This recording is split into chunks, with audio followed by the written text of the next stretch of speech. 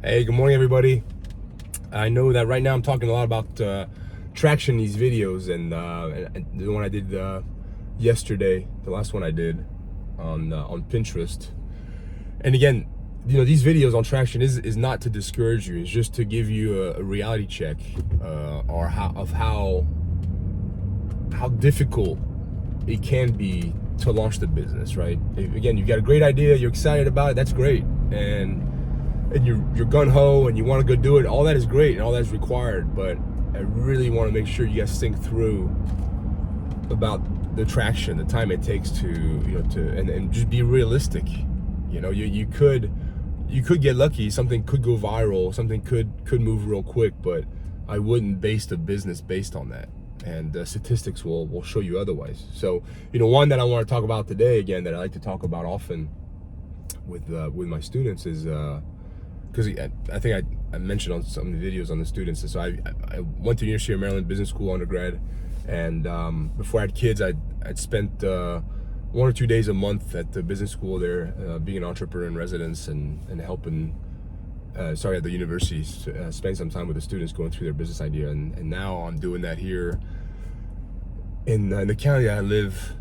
It's closer to home, and so I've got some great students that I work with every year on launching their business. But this is one example that I talk about often, and it's the Dyson company, the vacuum cleaners. And again, encourage you to do research on that company. It took him 7 years before he got his first sale. So the first 7 years of building prototypes, and his wife was a school teacher, and obviously he wasn't making any money. So here they were scrapping along, on his wife's salary, and very, very gutsy what he did. He didn't want to show the idea. He didn't want to take orders until he felt like he had a really winning product. And so he spent 7 years. That's just such an enormous amount of time and dedication, right? The hard nights, the sleepless nights, the setbacks as you're going through prototypes. And physical products are very difficult. To build something tangible is definitely, every business is complicated and has its challenges. But it's kind of like what I talk about in some of the videos, and I'll mention here again, is kind of scaled 1 to 10, right? Every business is achievable, but everyone's a little more. There's one more difficult than the other to execute. So, for example, one being the easiest. Let's say buy an existing business that has some cash flow, that's in a recession-proof industry. I think that'd be closer to a 1, right? And then a 10 being the hardest. What Tesla and SpaceLink are doing. Those are really, really difficult, right? Building electric car and rockets, that's on the execution spectrum. That's some of the hardest. And in between there are physical products. And I think I did a video on Sushi Quick, and that gave me an eye opening years ago when I invented that gadget. Being a real estate guy up to that point, that was one of my goals, is to invent something, and Sushi Quick was the first thing that I invented, and kind of go through that, to go from a drawing to then a 3D printed version, then actually making the mold. I mean, it was pretty intense. And and you can look it up, Sushi Quick, on Amazon, or you can look at our website, sushiquick.com. And that's just a cool plastic sushi maker, right? There's no electronics. There's nothing, doesn't, obviously not an airplane, not a car. So on the spectrum of physical, it's not even a vacuum cleaner, right? Back to the Dyson example.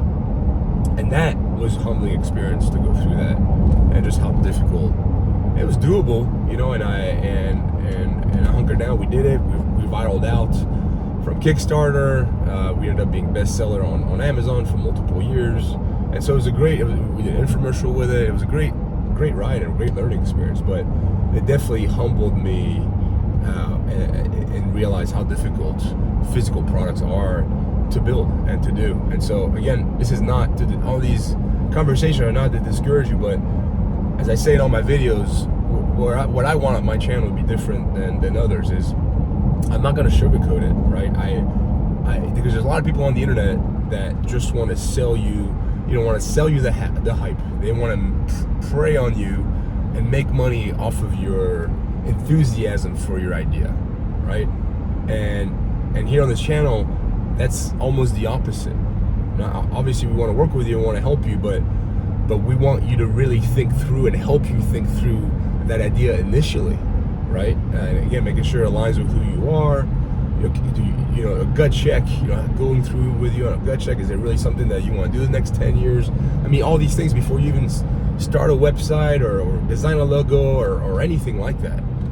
Again, if I had to do it all over again, and in the business I start now, that's how I view it. That's how I work on it. And so that's really what I want to instill to you guys. It's really thinking through and not just jumping in. And again, on the internet, there's so many people preying on your enthusiasm to build you that website, to build you that product, to build you that prototype, to consult for you, to do this, to do that. And most of those people know that they know the odds of failure in business, but if they can make money along the way to help you live your dream of your online business, then they're going to do that. And I'm not doing that. And that's the point of also me putting this channel together and talking through this with you guys is so to really give you a reality check, not to discourage you again. Because again, if it's let's say there's a product that you're really interested in developing and you're just really passionate about it. And again, the word passion is heavy. When you like it, passion gets you started. I say once you've established, once you've worked through that this is the idea you want to do, and you feel like there's really a market there, and you've kind of tested it, then by all means, go do it, right? That's the power of entrepreneurship. I don't want to dissuade you from doing it, but I want to give you a dosage of reality, right? Based on my experiences and how I would do it if I was starting again. So these are all lessons that I learned myself that I'm trying to give to you guys, these nuggets, so that you start in a better position than when I started, and how many entrepreneurs start. So I encourage you to look at the Dyson story, the Pinterest, some of these products that you use, some of these platforms, do some digging, find out how they got started, what kind of idea they start with, how do they grow, just kind of start to pick up some patterns, and I'll tell you again, the power of the niches.